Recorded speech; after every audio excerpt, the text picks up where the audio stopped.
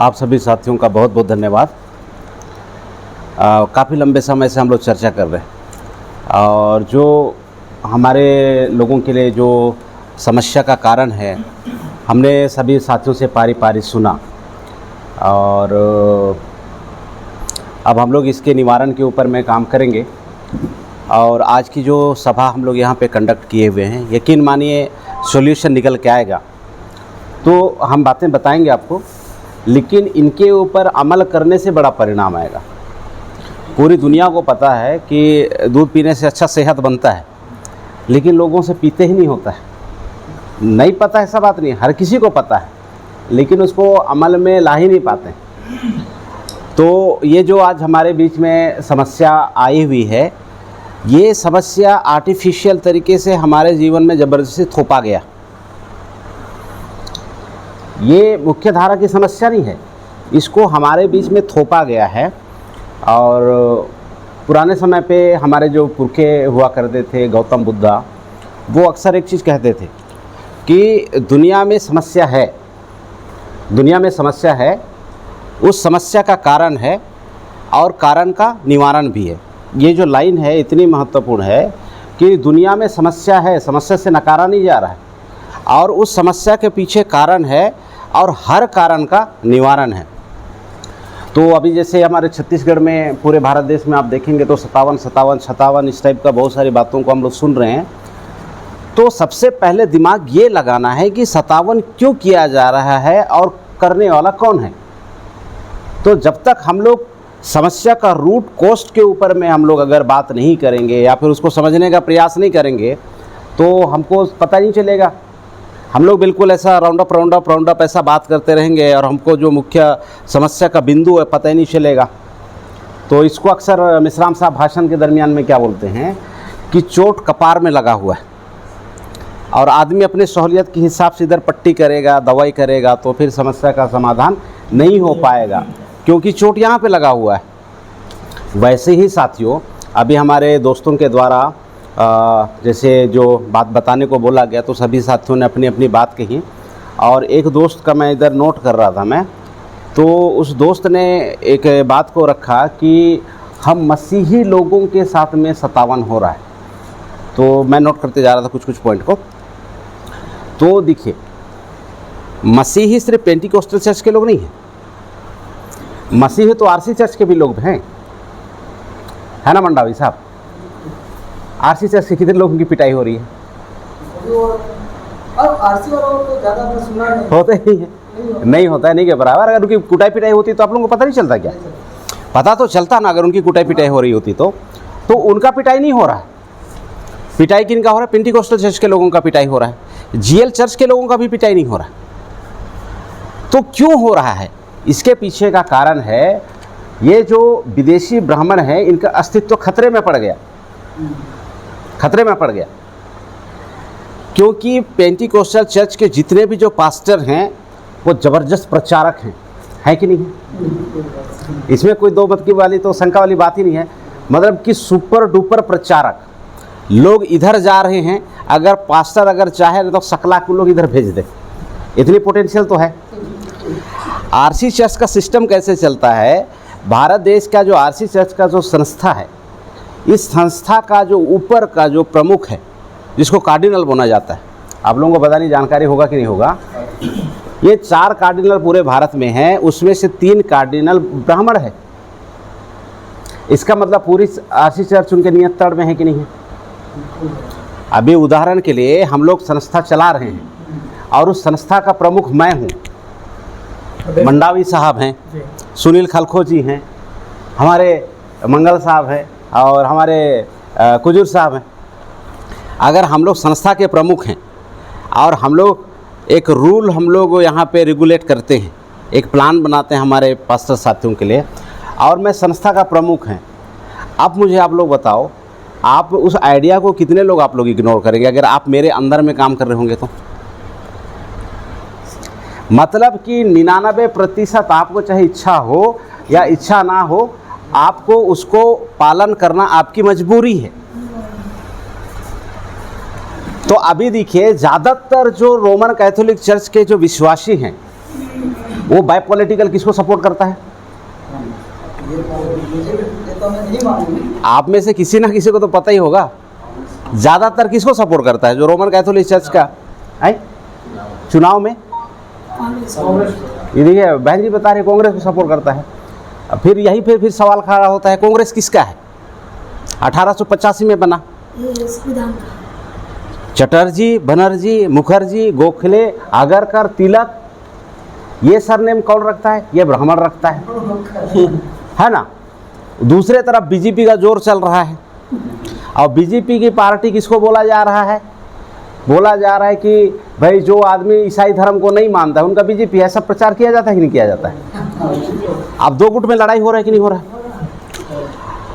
अगर दोनों गुट कट्टर हो जाए, जो रोमन कैथोलिक चर्च का जो ईसाई है वो एकदम कट्टर हो जाए, फिर बोले कि नहीं यार कांग्रेस को ही जिताना है, और जो गैर ईसाई है, जो ईसाई धर्म को नहीं मानता है, वो भी कट्टर हो जाए कि नहीं हम लोग तो फलाना है, अब फलाना लोगों की पार्टी फलाना है, हमको उसी को जिताना है।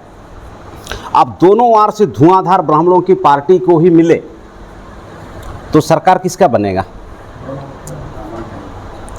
दोनों पार्टी की ओर धुआंधार वोटिंग पड़े, कांग्रेस में भी वोटिंग पड़े, बीजेपी में वोटिंग पड़े, आखिर जीतेगा तो बामहन ही ना जीतेगा।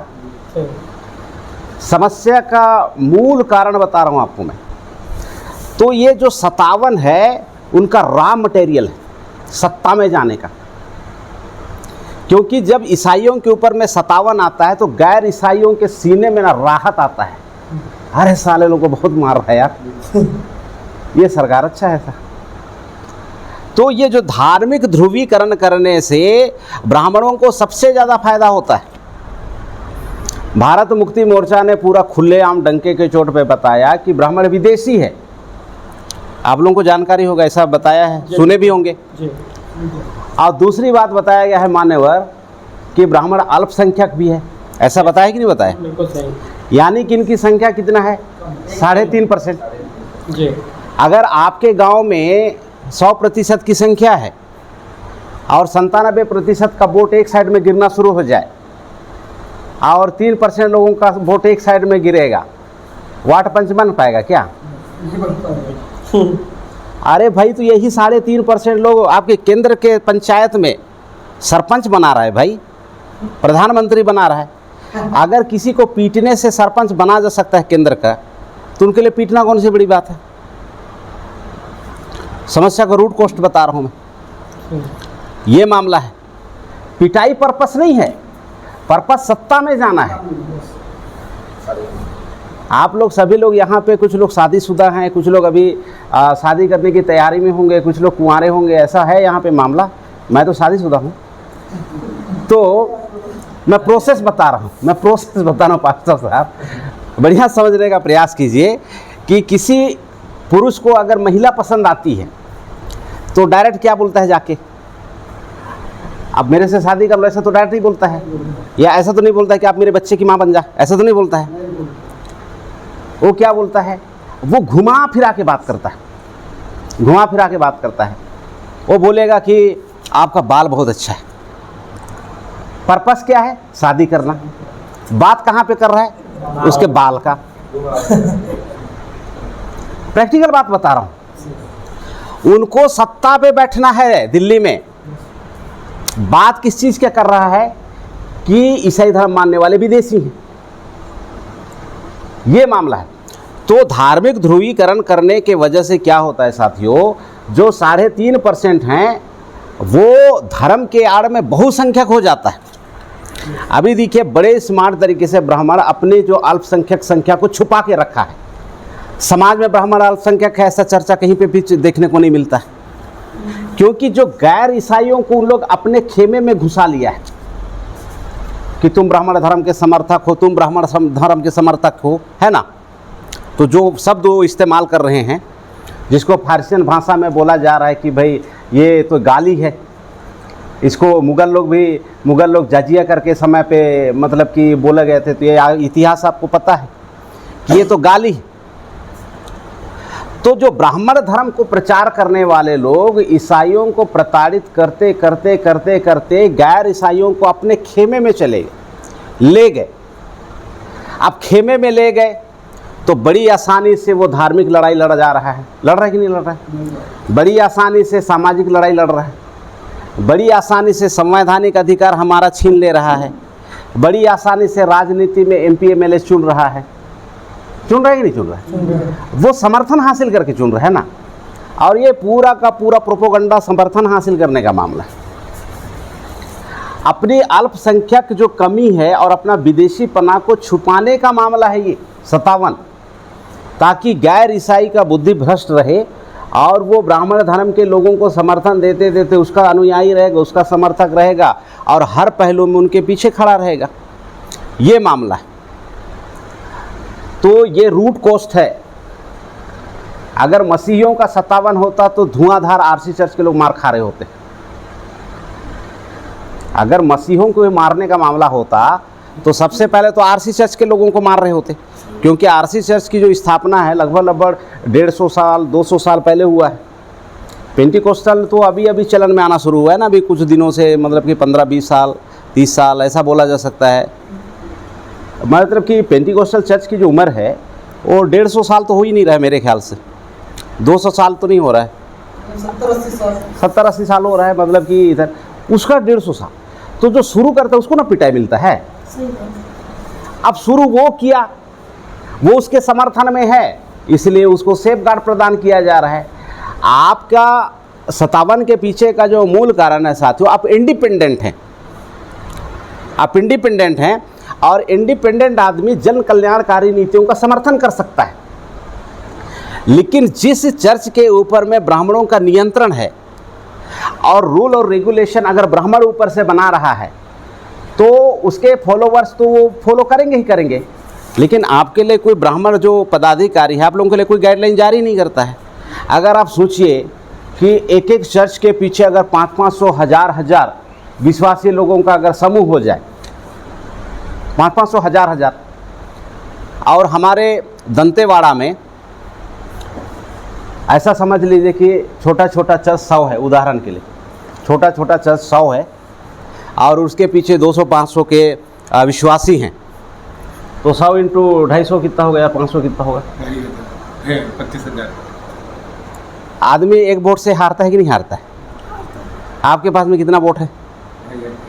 25,000। तो सामने वाले को तकलीफ नहीं होगा? अरे जिसने जीवन भर हलवा पूड़ी और मलाई खाया है भाई, उसकी सत्ता छीन जाएगी, बर्दाश्त करेगा? मामला ये है। तो जब हम लोग बहुत सारे समाधान के पहलुओं में बात करते हैं साथियों, तो दिमाग में बहुत सारा कॉन्ट्रडिक्शन रहता है, बहुत सारी वैचारिक हमारे को असंतुष्टि मिलती रहती है। एक सिंपल सा बात को समझने का प्रयास कीजिए कि हमें, अगर हम कक्षा 10वीं के स्टूडेंट हैं, कक्षा 10वीं के स्टूडेंट हैं, तो हमारा पास होने का क्या उसमें क्राइटेरिया है? अगर 6 विषय है कक्षा 10वीं में, तो पास होने का क्राइटेरिया है कि हमको सभी विषय में पास होंगे तभी पास होंगे। अगर हम 2 विषय में बिल्कुल एकदम पूर्णांक ले आ रहे हैं और 4 विषय में हम पासिंग मार्क भी नहीं ला पा रहे हैं, तो हमारा कंडीशन कैसे होगा? हम फेल में गिना जाएंगे, पास में थोड़े ना गिना जाएंगे। वैसे ही ज़िंदगी भी है। अभी जैसे हमारे जो जितने भी जो पास्टर साथी हैं, उनको सुसमाचार के बारे में बहुत गजब का नॉलेज है ना। मतलब कि जब उन लोग सुसमाचार बताते हैं तो मज़ा आ जाता है सुनने में। ज़िंदगी में अमल हो ना हो सेकेंडरी आइटम है, लेकिन सुनने में जो मज़ा आता है वो कमाल का है। तो इतनी ज़बरदस्त लीडरशिप स्पिरिट है उनकी कलीसिया को संभालने के, है ना। तो आपको क्या लगता है कि इस ज़िंदगी को जीने के लिए सिर्फ एक पहलू में नंबर 1 होने से काम चलेगा क्या? भाई भारत की सामाजिक व्यवस्था 5000 साल का है और 5000 साल से लड़ाई चल रही है। अब अगर हमारे साथियों को, विश्वासियों को अगर पता ही नहीं रहेगा कि ये लड़ाई का मूल पर्पस क्या है, किसके साथ में लड़ाई हो रहा है, इसका दांव पेच क्या है, नेतृत्व क्या है, अगर पता ही नहीं चलेगा तो कैसा होगा? वो तो बहुत भयंकर मामला हो जाएगा ना, बहुत भयंकर मामला हो जाएगा। तो अभी बात करते करते एक और भी विषय निकला था कि हमारे लोग साथ ही नहीं देता है। एक विषय निकला था चर्चा के दरमियान में, तो मैंने पूरे के पूरे मुद्दे लिख लिए। आप लोग जब अपना अपना बात बता रहे तो मैं लिख रहा था मैं, ताकि मेरे से कोई भी पॉइंट ना छूटे। और आप लोग जो यहाँ पे समय निकाल के आए हुए हैं ना, मैं 100% वैल्यू दे के जाऊँगा आप लोगों को। तो अभी एक चीज़ बताइए कि भाई एक आदमी नदी में डूब रहा है, आपका विश्वासी मंडावी साहब, आपका विश्वास से डूब रहा है, आपको तैरना ही नहीं आता है, आप बचाने जाओगे? अरे यार, आता ही नहीं है। तो हम लोग से चूक क्या होता है कि हम लोग बहुत ही ज़्यादा हम लोग कंफ्यूज हो जाते हैं। क्या है, हमारे पास में जो लोगों की जो भीड़ है वो विश्वासियों का भीड़ है, आराधना करने वाले का भीड़ है, स्तुति करने वाले का भीड़ है ना। अब ये आराधना के लिए जो लोग आए हुए हैं, स्तुति करने के लिए जो लोग आए हुए हैं, सुसमाचार आने के लिए जो सुनने के लिए जो लोग आए हुए हैं, उनको आप यार आरएसएस के लोगों से झगड़ा लगवाओगे, ढसम ढासिम करवाओगे, करेगा वो? आपका भी बात मान रहा है, ऊपर से डर भी रहा है, परिणाम आएगा? यही तो हो रहा है ना। मैं कोई अलग बात तो थोड़ी ना बोल रहा हूँ। फिर बोलते हैं कि यार हमारे लोग साथ ही नहीं देता है, कैसे साथ देगा? तो साथ देने के लिए हम लोगों को दक्ष बनाना पड़ेगा, प्रैक्टिकल बनाना पड़ेगा। अभी जैसे भारत मुक्ति मोर्चा जो सामाजिक संगठन बनाया है, ये सामाजिक संगठन हमारे लोगों को प्रशिक्षित करने का संगठन है, दक्ष करने का संगठन है। अभी देखिए, मैं एक उदाहरण के लिए बता रहा हूँ कि कोई भी आदमी आपके घर में अगर ज़बरदस्ती घुसता है तो कानून क्या बोलता है कि भाई आपसे कोई ज़बरदस्ती कर ही नहीं सकता, ज़बरदस्ती घुस ही नहीं रहा है, घुस ही नहीं सकता। तो ये जो बजरंग दल के जो गुंडे हैं, मवाली हैं, बदमाश हैं, छीछा लेदर लोग हैं, वो आपके घर में घुस जाते हैं आपकी इजाज़त के बगैर, है ना। आपके इजाज़त के बगैर घुस जा रहे हैं, तो भाई जुर्म किसके ऊपर में कायदे से दर्ज होना चाहिए? उनके ऊपर होना चाहिए। समस्या किसके ऊपर में आ रहा है? जो घर का मालिक है उसके ऊपर आ रहा है। तो ये उल्टा हो जा रहा है कि नहीं हो रहा है? क्यों ऐसा हो रहा है? क्योंकि विश्वासी लोग दक्ष नहीं हैं, पास्टर्स लोग दक्ष नहीं हैं। अगर बजरंग दल के गुंडे लोग आते हैं, अगर उनके साथ में कन्वर्सेशन करेगा तो फिर आपको पता चल जाएगा कि भाई मामला क्या हो सकता है कि आप ज़बरदस्ती हमारे घर में घुस रहे हो, अभी तत्काल FIR हो जाएगा, संविधान के विरोध में काम कर रहे हो तुम, हमारा जो फंडामेंटल राइट्स है आर्टिकल 25 से लेकर 29 का हनन कर रहे हो तुम। और संविधान को हनन करने का मतलब है, अनुच्छेद को हनन करने का मतलब है देशद्रोह, संविधान द्रोह। और इसकी सज़ा का क्या प्रावधान है साथियों पता है? ये फांसी का मामला है। संविधान के अनुच्छेद का हनन करना, ये संविधान जिसे देश चल रहा है, इस अनुच्छेद को हनन करना, ये देशद्रोह और संविधान द्रोह की श्रेणी में आता है। और इसकी जो सज़ा होती है फांसी का होता है। अब दुनिया में इतना कोई दिलेर आदमी तो है ना नहीं कि अपनी जान को जोखिम में लेके, उसको पता है कि मैं अगर वहाँ पे जाके मैं अगर ज़बरदस्ती करूँ और मेरे को फांसी का सज़ा हो जाए तो ऐसे में आएगा क्या? नहीं आएगा। तो क्यों आता है? समस्या का रूट कॉस्ट क्यों आता है? क्योंकि 3.5% जो विदेशी ब्राह्मण हैं वो हमारे लोगों को पॉलिटिकल में जो डिवाइड किया। विदेशी ब्राह्मणों की 5 राष्ट्रीय पार्टी, कांग्रेस है, भाजपा है ना, तृणमूल है, मार्क्सवादी कम्युनिस्ट है, कम्युनिस्ट पार्टी। ये जो 5 पार्टी है ब्राह्मणों की पार्टी। आप किसी भी पार्टी को जाने में सपोर्ट करो, अनजाने में सपोर्ट करो, ब्राह्मणों की सरकार बन रही है। और विदेशी ब्राह्मण लोग अपने अधिकारियों के लिए गाइडलाइन पास कर रहे हैं। आप दंतेवाड़ा के TI हैं, मैं अभी छत्तीसगढ़ का मुख्यमंत्री हूँ, मान लो यार, मानने में हर्जा क्या है? आप छत्तीसगढ़, आप यहाँ पे दंतेवाड़ा जिला मुख्यालय के आप TI हैं, थाना प्रभारी हैं, और मैं छत्तीसगढ़ प्रदेश का इस समय मुख्यमंत्री हूँ। और हमारे बाजू में जो बैठे हैं ये साहब हैं गृह मंत्री। आपको गाइडलाइन कर रहा है कि भाई जितने भी जो पेंटिकोस्टल चर्च के जो पास्टर्स हैं, उनका चर्च में किसी भी तरीका का अगर कोई अभी एक्टिविटी है, संडे स्तुति है, आराधना है, कोई भी फंक्शन है, वो बिल्कुल नहीं होना चाहिए। ये गृह मंत्री आपको गाइडलाइन दे रहा है। मैं गृह मंत्री को गाइडलाइन दे रहा हूँ, गृह मंत्री आपको गाइडलाइन दे रहा है। आप सरकार से तनख्वाह लेते हैं, आप इसके विरोध में, ये संविधान का विरोध है बोल के आप मना करोगे क्या? आपको झक मरा के आना पड़ेगा उस जगह पे। और आपको जो भोले भाले गांव के लोग हैं, भोले भाले विश्वासी है, ग्रामीण हैं, उनको आप दबाव के साथ में आप बोलोगे ये गलत है, अभी संशोधन हुआ है, सुप्रीम कोर्ट ने ऐसा बोला है, ये सब बोल बाल के डरा वरा के आप क्या करोगे? मामला को रफा दफा करोगे। ये किनके शासन सत्ता में हो रहा है? ब्राह्मणों के शासन और सत्ता में हो रहा है। कांग्रेस और भाजपा दोनों मिली भगत में चलाते हैं। अभी छत्तीसगढ़ प्रदेश में भाजपा की सरकार है और सेंट्रल में, केंद्र में भाजपा की सरकार है। तो जो नहीं जानता उसको क्या लगता है साथियों, अरे वहाँ पे तो भाजपा का है, इधर भाजपा कैसा है ना, या फिर किसी प्रदेश में कांग्रेस का है तो उनको लगता है कि सेंट्रल में बीजेपी है, प्रदेश में ऐसा है। तो ब्राह्मण लोगों ने जब संविधान को स्टडी कर रहा था तो रूलिंग और ओपोजिशन को समझ गया, रूलिंग और ओपोजिशन को समझ गया कि आप रूलिंग में रह के अगर आप गड़बड़ी करोगे और हमारे जैसे विचारधारा के लोग अगर ओपोजिशन में रहेंगे तो आप ईमानदारी से बताओ सर, आप लोगों के विरोध में काम कर पाओगे क्या? आपके हर गलत में अगर मैं पूरा भंडा फोड़ दूं, पूरा एकदम जिला मुख्यालय में पूरे के पूरे 567 जिला मुख्यालय में जिंदाबाद मुर्दाबाद के नारा लगना शुरू हो जाएगा, आप ऐसा हरकत कर पाओगे क्या? लेकिन जो आज विपक्ष का जो काम कांग्रेस को करना चाहिए वो कर ही नहीं रहा है। तो जो रूलिंग पार्टी है उसको किसी चीज़ का डर रहेगा क्या? नहीं। कांग्रेस साथियों मौन समर्थन देके आपकी पिटाई का समर्थन कर रहा है। ओपोजिशन की पावर इतनी है कि आप गलत काम कर ही नहीं सकते। अब सत्ता में रहने से क्या होगा सर? अभी उदाहरण के लिए सरपंच हैं, 28 लाख रुपया का एक साल का आपका वो आता है मूलभूत की राशि।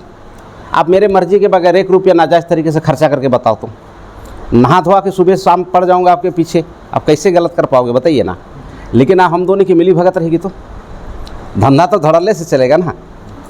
अरे भाई तो 28 को ले लेना भाई, 1 आध 2 मेरे को दे दे, तेरा भी काम चल जाएगा, मेरा भी काम चल जाएगा, तो धड़ल्ले से चलेगा ना। लेकिन अगर ओपोजिशन ईमानदार है और पीछे पड़ जाए तो आप नहीं कर सकते। आपको पाई 28 लाख मूलभूत की राशि का आपको जनता के सामने आपको डिस्प्ले करना पड़ेगा कि इस तरह ऐसा खर्चा हुआ, ऐसा खर्चा हुआ है। ये मामला है साथियों।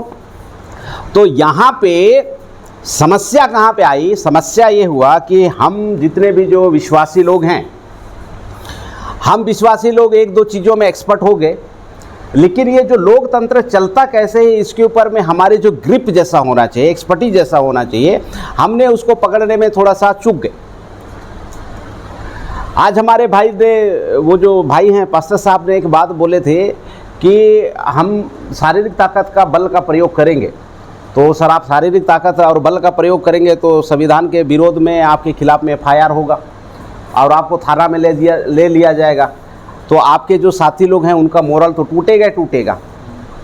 तो आज लोकतंत्र का हथियार को आपको समझना पड़ेगा। पहले के समय में जो लड़ाई का हथियार होता था कर्मा साहब, उसमें धनुष होते थे, उसमें बलुआ होता था। उस समय के जो हथियार होते थे वो हथियारों से लड़ाई लड़ा जाता था। अभी लोकतंत्र चल रहा है, लोकतंत्र की लड़ाई है। लोकतंत्र की लड़ाई क्या है? प्रतिनिधित्व। लोकतंत्र में जो लड़ाई है वो प्रतिनिधित्व का है। प्रतिनिधित्व कैसे? Real representation. अगर आपके समाज से सही प्रतिनिधि चुन के जाएगा तो आपका ढाल बनेगा। अगर आप कांग्रेस और भाजपा के आपके जाति के भी लोगों को अगर आप उसके पार्टी से है वहाँ से चुन को भेजोगे तो जिसको आप लोग सांसद जी, विधायक जी, महोदय जी, हुजूर जी ऐसा बोल रहे हैं, 1932 में बाबा साहब अम्बेडकर उनके लिए शब्द इस्तेमाल किया था, दलाल जी, भड़ुआ जी, वो काम करेगा आप लोगों के लिए? भाई पूरे देश में, हमारे छत्तीसगढ़ में भी आप अगर देखेंगे, पूरे देश में भी देखेंगे तो 100+ के MLA MP चुन के जाते हैं जो शेड्यूल ट्राइब और शेड्यूल कास्ट के हैं। तो ये लोग आवाज़ क्यों नहीं बन पा रहे? क्योंकि रियल रिप्रेजेंटेशन नहीं है। रियल रिप्रेजेंटेशन को ख़त्म कर दिया गया। पार्टी किसको टिकट देता है? जो सबसे ज़्यादा दल्ला किस्म का आदमी होता है उसी को टिकट देता है।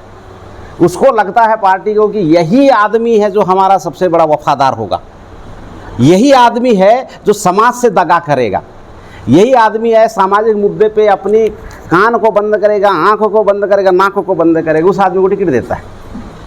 मेरे को तो टिकट ही नहीं देता है, मेरे को तो टिकट ही नहीं देता है भाई। नेता बनने का खुजली तो मेरे को भी है, लेकिन मेरे को सामने वाला टिकट ही नहीं देता है। क्यों? क्योंकि आदमी आएगा वो लोगों की बात करेगा, लोगों की बात करेगा ऐसा। तो साथियों ये जो रियल रिप्रेजेंटेशन के खेमे में आना पड़ेगा, इसको बैलेंस करना पड़ेगा। अभी छत्तीसगढ़ के अंदर में जो मैंने बोला था कि अगर अभी जो बीजेपी की सरकार का मुख्यमंत्री है, बीजेपी के प्रशासन का एसपी है ना, कलेक्टर है, एसडीएम है, तहसीलदार है, इसके जगह पे बहुजन मुक्ति पार्टी की सरकार होगी, सीन तुरंत बदल जाएगा। रूल रेगुलेशन क्या आएगा कि जो भी नागरिकों के फंडामेंटल राइट्स का हनन करता है, लॉ एंड ऑर्डर का मामला है, उसको सख्त से सख्त सजा दिया जाए। ये फरमान जारी होता है छत्तीसगढ़ के प्रशासन को, सरकार की ओर से, किस पुलिस अधिकारी को या फिर एसपी को या फिर आपके थाना प्रभारी को मतलब कि अपनी नौकरी खोने का मामला है कि वो आए फिर आप लोगों को 57 का मामला करेगा। या ऐसा कौन सा नागरिक है जो आपके परिवार में कोई अगर ख़त्म हो जा रहा है तो कब्रगाह में जहाँ पे कब्रिस्तान होता है वहाँ पे लाशों को दफनाने से मना करेगा। ये मानव के फंडामेंटल राइट्स है। कॉन्स्टिट्यूशन के वायलेंस के विरोध में अगर उनके ऊपर में अगर मुकदमा दर्ज कर दिया जाए तो सब सीधे हो जाएंगे। इसका दूसरा मतलब क्या है कि इन तमाम चीज़ों को बीजेपी की सरकार सेफ गार्ड प्रदान कर रहा है। जिसको जेल में होना चाहिए उसको दंगा करवाया जा रहा है सेफ गार्ड रख के। क्यों? क्योंकि ब्राह्मणों का वर्चस्व का मामला है। तो इतनी सारी बातें, और आप लोगों को एक बात बढ़िया से समझने की ज़रूरत है, आप सभी लोग प्रशिक्षित हैं। तो बाइबल में एक चीज़ लिखा हुआ है, एक वचन है साहब, मैं थोड़ा बहुत ज़्यादा नहीं जान पा रहा हूँ, आप लोग ज़्यादा जानते हैं, तो वो कौन से अध्याय में वो भी मेरे को नहीं पता, लेकिन मैं सुना हूँ, मैं हमारे कांसा बिल वाले कालेदान तिर्की साहब के माध्यम से, उसमें बोला गया है कि जिनके पास में ज़्यादा है उसे और दिया जाएगा, और जिनके पास में कम है उसे ले लिया जाएगा। मत्ती 24 में ये लिखा हुआ है। तो ये सिर्फ सुसमाचार प्रचार के लिए नहीं है, ये डे टू डे लाइफ में इस वचन के साथ में जीने का मामला है, जीने का मामला है। तो अगर आपके पास में सामाजिक सुरक्षा और धार्मिक सुरक्षा बहुतायत रूप से है तो आपको क्या मिलेगा? और ज़्यादा मिलेगा। और अगर आपके पास में थोड़ा थोड़ा है तो आपसे छीन लिया जाएगा, अभी जैसे छीना जा रहा है। तो हर चीज़ का रूट कोस्ट है, मूल जड़ है हर चीज़ का। हर चीज़ होने के पीछे मूल जड़ क्या है कि जो बहुजन समाज है, मूल निवासी समाज है, जिसको शासक होना चाहिए वो आज के समय में प्रजा हो गया। जिसको प्रजा होना चाहिए उसको हमारा मूल निवासी समाज नहीं जानने के वजह से उसको शासक बना दिया। और आज आप लोगों को लगता होगा कि वो फलाना आदमी बहुत बड़ा गुंडा है। अरे कुछ नहीं रे भाई, आज सबसे बड़ा गुंडा कलेक्टर है, आपको फंसा के जेल में घुसेड़ सकता है। वो गब्बर सिंह वाला जमाना गया कि गांव वालों पूरा का पूरा धान मेरे को दे दो, खत्म हो मामला। समझने की जरूरत है। अगर आज एक कलेक्टर अपने अधिकारों को मिसयूज कर रहा है, वो सबसे बड़ा गुंडा है। अगर कोई मंत्री ह्यूमन राइट्स को, फंडामेंटल राइट्स को अगर वो वायलेंस कर रहा है, नागरिकों के हक और अधिकार में अतिक्रमण कर रहा है, गब्बर सिंह से बड़ा गुंडा वो है। दृष्टिकोण बदलना पड़ेगा, दृष्टिकोण बदलना पड़ेगा। आप सरकार से लड़ सकते हैं, थोड़ा सा लड़ाई करने का पैटर्न बदलना पड़ेगा आपको। पैटर्न क्या बदलना है साथियों? जो सामाजिक रूप से हम लोग संगठित हो रहे हैं, सामाजिक रूप से संगठित हो रहे हैं, तो सामाजिक से संगठित होने के पीछे का पर्पस है। अभी जैसे बहुत सारे लोग छोटा छोटा संगठन बनाता है, तो संगठन क्यों बनाया जाता है? संगठन बनाने के पीछे एक पर्पस होता है। अभी जैसे आपने एक संगठन बनाया, मैम, उस संगठन को आपने बनाया कि हम अपने लोगों को मदद करने के लिए बनाएंगे। मैं शासन में हूँ, कर्मा साहब ने अभी बनाया छोटा सामाजिक संगठन, मैं एक को दफनाने नहीं दे रहा हूँ, ये आदमी उसको दफनवाने का काम कर रहा है ना। ये आदमी उसी में उलझा हुआ है। तो एक आदमी की आयु तो निश्चित होती है ना, उम्र। अगर साहब अगर 70 साल में अगर प्रभु को प्यारे हो गए, समाज में कैसे परिवर्तन आएगा? शासन में जो बीजेपी के जो मंत्री लोग हैं, एक आदमी मरेगा तो दूसरा आदमी तो बैठेगा। कांग्रेस में जो मंत्री है, एक आदमी मरेगा तो दूसरा मरेगा। लेकिन हमारे कर्मा साहब अगर 80 साल की उम्र में भी अगर जीते हैं, प्रभु की सेवा करते हैं, और एक को मैं दफनाने नहीं दे रहा हूँ, ये दफनाने के लिए जा रहे हैं, मैं फिर दफनाने नहीं दे रहा हूँ, फिर ये जाते हैं। 70 साल भाई का जीवन खत्म हो गया कि नहीं हो गया? ये आर्टिफिशियल लड़ाई है। ये आदमी सिर्फ दफनवाने के लिए आया है क्या इस दुनिया में? भाई इनके पास में और भी तो काम है। उलझाने का मामला है। क्यों? क्योंकि बहुजन समाज ज़्यादा संख्या में है। इनको जिस दिन समझ में आ जाएगी, सत्ता को ऐसा पलट दिया जाएगा, और सत्ता को जब सुचारू रूप से चलाया जाए, कोई समस्या नहीं आएगा भाई। कोई आरएसएस का गुंडा किसी के चर्च के पास में जाएगा नहीं। आर्टिकल 25 से लेके 29 से हर किसी को धार्मिक स्वतंत्रता की आज़ादी देती है। हर कोई स्वतंत्र रूप से करेगा, बल्कि जो उसको हनन करेगा उसको सजा हो जाएगा, उसको सजा हो जाएगा। तो फिर समस्या कहाँ रहा? कोई किसी को मार ही नहीं रहा है, कोई किसी के चर्च पे ही नहीं जा रहा है, और कोई अगर मर जा रहा है तो उसको कब्रिस्तान में बहुत इज्जत और सम्मान के साथ में दफनाने का। खत्म मामला, खत्म मामला। तो आप लोगों को शासक बनना पड़ेगा। तो बहुत सारे लोगों को लगता होगा साले आदमी तो यार सोल्यूशन के लिए बताने आया था, राजनीति करना शुरू कर दिया। मैं बोल रहा हूँ कि यार दंतेवाड़ा का विधायक मुझे मत बनाओ, मैं ऐसा नहीं बोल रहा हूँ। आप लोग बनो ऐसा बोलो। आप लोग बनेंगे तो आप लोग अपनी प्रजा को सेफगार्ड प्रदान करेंगे। बाइबल का ही दृष्टांत है साथियों। जब डेविड को अपने भाइयों को, प्रजा को सुरक्षा देने का मामला आया तो गोलियत को गुलेल से मारा कि नहीं मारा? तो आप लोग कब मारोगे यार? मारना तो पड़ेगा ना। आप बोलोगे मारना तो पाप है, तो भाई डेविड तो उससे मारा, मैं तो उधर से बोल रहा हूँ यार। ये मेरा व्यक्तिगत का मामला थोड़े ना है। ईसाई लोग कभी नहीं मारते। अब बता। खाते हैं। अरे एक गल दुबाई को एक चापड़ मारा पसंद आता, तो इधर भी मार, इधर भी मार ले, और इधर भी मारा। तो ये मामला है। सही है सर। थोड़ा सा पैटर्न बदलना पड़ेगा। और बाइबल में ये भी लिखा हुआ है मान्यवर, आपके पास में ज़्यादा है तो आपको ज़्यादा मिलेगा, कम है तो भी छीन लिया जाएगा। वो भी उधर का ही दृष्टांत है। मैं आप लोगों को मजबूत बनाने के इरादे से आया हूँ। मेरा व्यक्तिगत तजुर्बा है, हर जगह ताकत का बहुत इज्जत और कदर है। आप मोटरसाइकिल से जा रहे हो कर्मा साहब, रास्ते पे बकरी आ गई, आप क्या करोगे? हॉर्न मारोगे कि नहीं मारोगे? और उसी जगह पे अगर शेर है बड़ा सा, खा पी के एकदम पूरा अंड संड मुसंड टाइप का दिख रहा है, हॉर्न मारोगे आप वहां पे?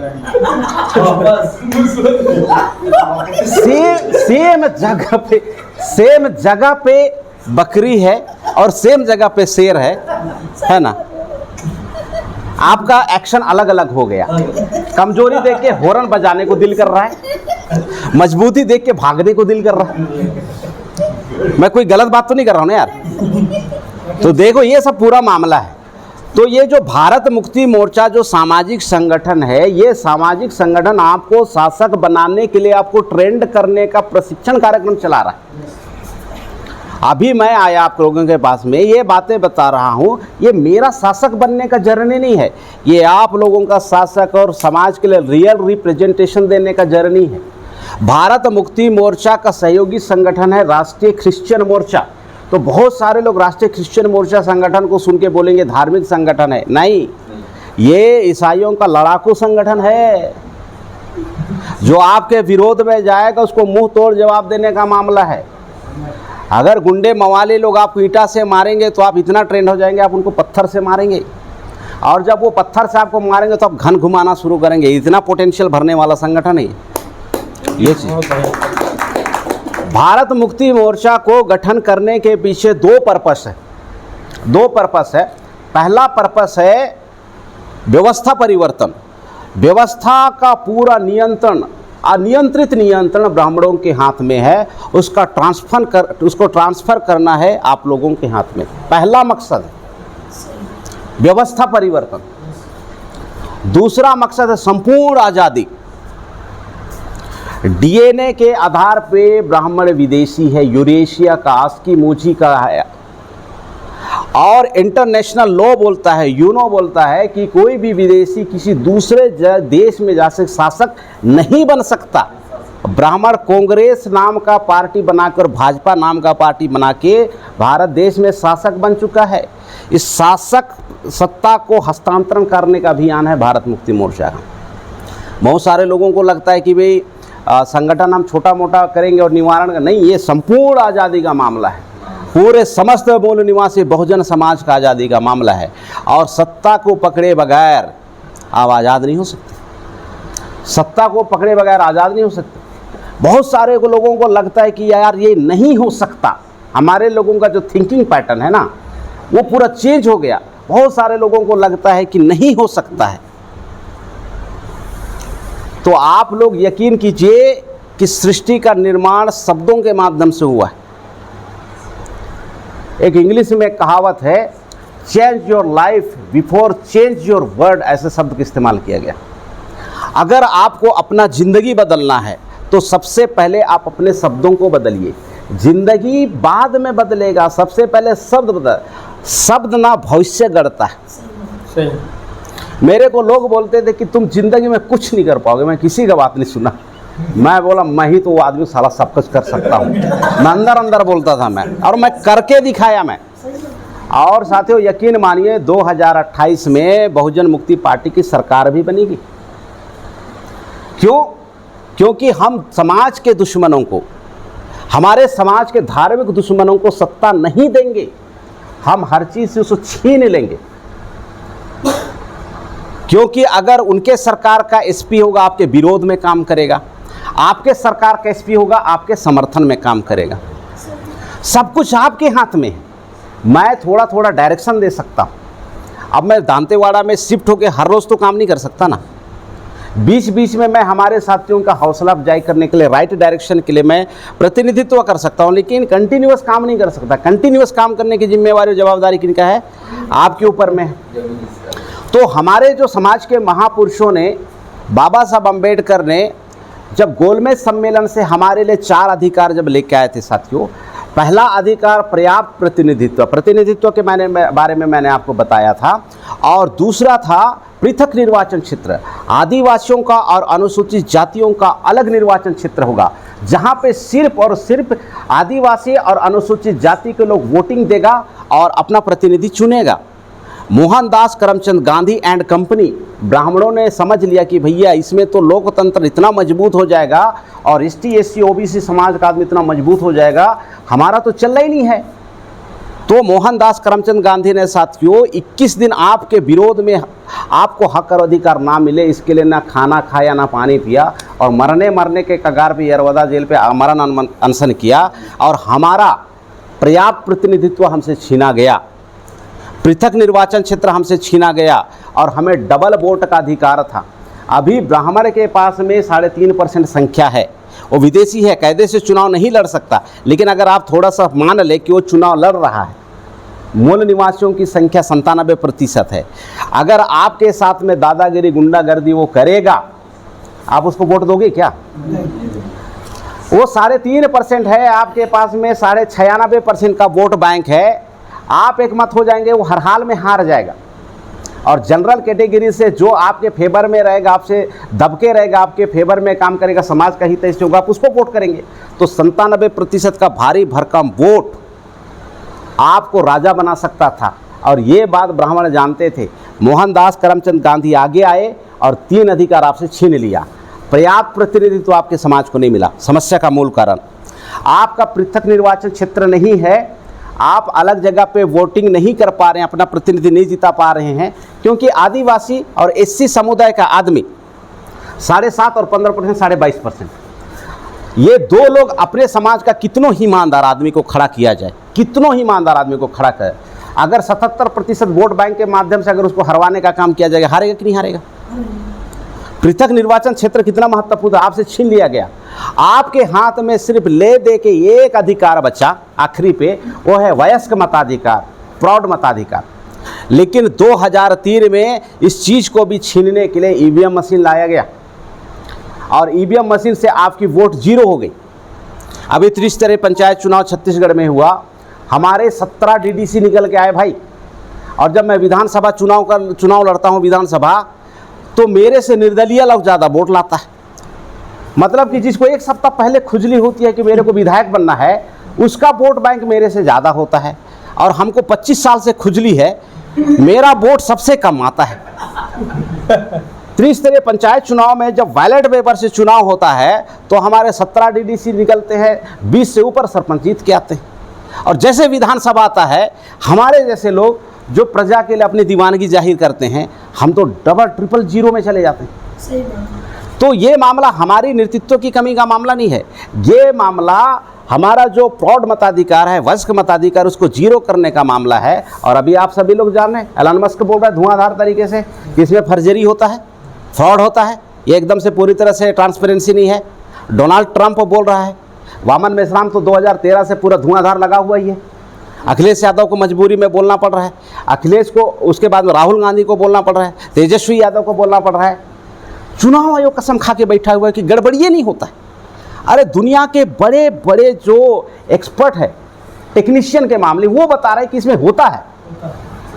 बहुत बड़ा टेक्नीशियन मद्रास का हरिकृष्ण प्रसाद ने 2010 में ईवीएम को हैक करके बता दिया, तो बीजेपी की सरकार ने उसको जेल में डालने का काम किया, जेल में डालने का काम किया उसको। और बीजेपी की सरकार बोल रही है और ब्राह्मणों का निर्वाचन आयोग बोल रहा है कि ईवीएम में घोटाला होता ही नहीं। तो साथियों, ये जो लड़ाई है, ये लड़ाई पर्याप्त प्रतिनिधित्व का, आपके पर्याप्त प्रतिनिधित्व का, पर्याप्त प्रतिनिधित्व में जब तक उस कैटेगरी में और खेमे में नहीं आएंगे ना, हमारा समाज ऐसे ही तड़पते रहेगा। हाँ, क्योंकि आज हम लोग अगर भेड़ नुमा इंसान हैं और भेड़ का अगर अगुआ अगर शेर करेगा तो आपको पता है पारी पारी से सबको गटकने का काम करेगा। तो भेड़ की जो अगुवाई है उसको शेर को करने नहीं देना है, भेड़ की अगुवाई भेड़ ही करेगा। इसी की लड़ाई चल रही है। हम लोग बहुसंख्यक हैं, हमें बेवकूफ़ बना के हमको सत्ता से बाहर किया गया है। और वो जो हैं, ये जो ब्राह्मण हैं, अल्पसंख्यकों के हमारे लोगों को गुमराह करके सत्ता में बैठे हुए हैं, ये मामला है। तो साथियों, इस कड़ी में आप समझ साथियों से मैं एक चीज़ कहना चाहता हूँ। अभी बिल्कुल क्रमबद्ध तरीके से हमारा कार्यक्रम लगा हुआ है। एक दिन में आप बहुत सारी बातों को ग्रैप नहीं कर पाएंगे। ब्रेन का एक सिस्टम होता है, वो धीरे धीरे कुछ कुछ बातों को ग्रैप करता है। अभी मैं बहुत सारी बातें बताया, लेकिन बहुत सारी बातें समझ में नहीं आएगी, कुछ कुछ बातें ज़रूर समझ में आएगी।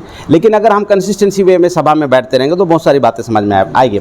तो अभी पूरे भारत देश में राष्ट्रीय क्रिश्चियन मोर्चा के द्वारा जो सामाजिक संगठन है, 26 और 27 तारीख को देश भर के डेलीगेट साथियों को बुलाया गया है दिल्ली पे। मैं पुरजोर अपील करता हूँ, आप लोग जैसा भी व्यवस्था बना के आइए। अगर इस छोटी सी सभा में अगर आप लोग इतनी सारी बातों को सुन के अगर आपके दिमाग में कुछ कुछ हो रहा है, तो मैं तो ट्रेलर हूँ। आज मैं दंतेवाड़ा में, असली पिक्चर तो वहाँ पे चलने वाला है। एक सीएम लोग सब आ रहे हैं भाई, और उनका बहुत सारी उनका अनुभव है देश को चलाने का, राज्य को चलाने का। तो क्या होगा, बहुत सारी बातें समझ में आएगी। और पूरे के पूरा 2 दिन का कार्यक्रम लगा हुआ है और मैं भी आ रहा हूँ उस कार्यक्रम में। ये पहला कार्यक्रम है, बड़ी तादाद में डेलीगेट्स को वहाँ पे शामिल कीजिए। दूसरे नंबर पे हमारे पास में अभी 26-27 के कार्यक्रम के बाद में 4 अप्रैल को अगले मंथ में माननीय वामन मेश्राम साहब, मूल निवासी नायक, वो रायपुर में शिकस्त कर रहे हैं। वो आ रहे हैं, रायपुर में आ रहे हैं। और अभी जो आपका प्रौढ़ मताधिकार को जो ख़त्म किया जा रहा है ईवीएम के माध्यम से, आपका प्रतिनिधित्व आपसे छीना जा रहा है। सामाजिक प्रतिनिधित्व छीन लिया, धार्मिक प्रतिनिधित्व छीन लिया, राजनीतिक प्रतिनिधित्व छीन लिया, आपका आर्थिक प्रतिनिधित्व छीन लिया। मैं आर्थिक प्रतिनिधित्व के बारे में बोला नहीं था, छीन लिया भाई, छीन लिया। यहाँ पे बैठा कोई भी आदमी करोड़पति नहीं है, मेरे को पता है। अरे मैं खुदे नहीं हूँ यार, क्योंकि हमारे को वो मिनिमम रिटेल प्राइस में फंसा दिया और ब्राह्मणों को मैक्सिमम रिटेल प्राइस में लोग 100 रुपया का साड़ी बनाता है, 1000 रुपये में बेचता है। हमारे अभी उधर पत्थलगांव इलाका में हमारे सुनील भाई बता रहे हैं कि 40 किलो टमाटर 30 रुपये में, या 30 किलो टमाटर 30 किलो टमाटर को 40 रुपये में। अब 40 रुपये में आप 30 किलो पैदा करके बताइए, तो आप 40 रुपया इन्वेस्टमेंट करके 30 किलो टमाटर पैदा कीजिए, तो आप कर नहीं सकते। हमारे लोगों को मैक्सिमम इन्वेस्टमेंट करके उसको मजबूर किया जा रहा है, तो मिनिमम में बेचो। अभी दांतेवाड़ा में मूल निवासी आदमी अपना खपरा का घर नहीं बदल पा रहा है, और ये जो विदेशी लोग हैं जो बाहर से आए हुए हैं, ये लोग लोटा और गठरी पकड़ गया था, आज यहाँ पे राज कर रहे हैं। यहाँ पे गगनचुंबी इमारतें बना रहा है। सही बात। ये कानून बना के ऐसा हमारे पास कर रहा है। उन्होंने उस कॉन्सेप्ट को उन्होंने एग्री किया, मैक्सिमम रिटेल प्राइस। आप अनुमान ही नहीं लगा सकते इसका मैन्युफैक्चरिंग कॉस्ट कितना है। अरे 2-3 साल में बम कैसे हो जाता है यार। और हम लोग जब से पैदा हुए हैं काम कर रहे हैं, काम करते करते मैं पूरा कलूटा हो जा रहा हूँ, पैसे नहीं आता है। अब घर से पैसा लग रहा है 1000 रुपया का और आपको कमाने का मौका मिल रहा है 30 रुपये 35 रुपये, आप कैसे बनेंगे ऐसा। प्रतिनिधित्व मोस्ट इंपॉर्टेंट है। आपका हर चीज़ छीना गया है क्योंकि आप शासन में नहीं हैं, और शासन में आप यूं ही नहीं जा सकते। शासन में आप यूं ही नहीं जा सकते। शासन में आने के लिए साथियों आप लोगों का दक्ष होना बहुत ज़रूरी है। तो 4 तारीख को मेश्राम साहब आप लोगों के हौसला अफजाई के लिए रायपुर आ रहे हैं। मैं पूरे बस्तर संभाग को अपील करता हूं इस बैठक के माध्यम से, सोशल मीडिया के माध्यम से, कि बड़ी तादाद में आइए, बड़ी तादाद में आप आइए वहां पे। और मैं तो एक ट्रेलर की तरह आपको थोड़ा सा प्रमो कर रहा हूं। असली पिक्चर दिखाने के लिए तो मेश्राम साहब आ ही रहे। 49 ईयर्स का तजुर्बा, हमारा 10 साल का तजुर्बा। अगर 10 साल का तजुर्बा इतना जलवेदार है तो 49 ईयर्स का जलवा कितना होगा, तो देखने तो आना चाहिए ना। और 9 अप्रैल को साथियों ईवीएम बंद होना चाहिए, बैलेट पेपर से चुनाव आना चाहिए, ताकि आपके समाज से, आपकी बिरादरी से, आपके समुदाय से रियल रिप्रेजेंटेटिव चुन के आएँ और आपके लिए सेफ गार्ड बने।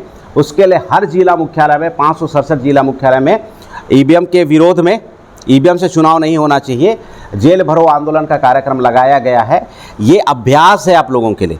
आप निरंतर अभ्यास करेंगे, आपको प्रशासन रोकेगा और आप जब छाती ठोक के बोलेंगे एसपी सर ये हमारा फंडामेंटल राइट्स है, अगर संविधान में अपोजिशन का मामला है हम तो विरोधी तो करने आ रहे हैं, और आप हमको डरवाते हैं कि हम आपको जेल घुसाएंगे। अरे हम जेलें घुसने आ रहे हैं।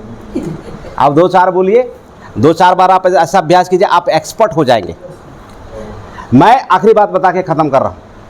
सुनील भाई और हमारे जसपुर जिला के बहुत सारे साथियों के माध्यम से 27 फरवरी 2024 है ना सर, 24 एक कार्यक्रम लगाया गया था सैलाटोली मैदान में, और ज़बरदस्त कार्यक्रम था, गजब की जागृति का कार्यक्रम था। हमारे समाज के दुश्मनों को बड़ी पीड़ा हुई और हमारे ऊपर में 8-9 धारा लगा के हम लोगों के ऊपर में थाना में FIR किया गया। 6-7 महीने के बाद में हम लोग को अरेस्ट किया गया और हमारा तोड़ने के लिए, मोरल को तोड़ने के लिए भरपूर प्रयास किया गया। और हमारे उसमें से एक मित्र को वाकई में उन लोग तोड़ने में काफ़ी हद तक कामयाब हो गए थे। वो जब तक हम लोग जेल में 7 दिन थे, वो जेल में मेरे को यही समझाता रहा कि तुम्हारे तो बच्चे नहीं हैं यार, मैं तो 2 बच्चों का बाप हूँ। मैं आपके सामने हाथ जोड़ के और भगवान के सामने हाथ जोड़ के बोलता हूँ यार तुम ऐसा भाषण मत देना, जब तक हमारा केस ख़त्म ना हो जाए ऐसा भाषण आपको नहीं देना है। तो मैं अब मेरे दोस्त की पीड़ा समझ रहा हूँ। अब मैं समझ रहा हूँ ब्राह्मण इतना बेवकूफ़ थोड़े ना है कि हमारा केस यूं ही ख़त्म कर देगा। अगर हमारा केस अगर 60 साल तक ख़त्म ही नहीं किया तो हम तो प्रभु को प्यारे हो जाएंगे ना उस उम्र तक। तो हमारे समाज का क्या होगा।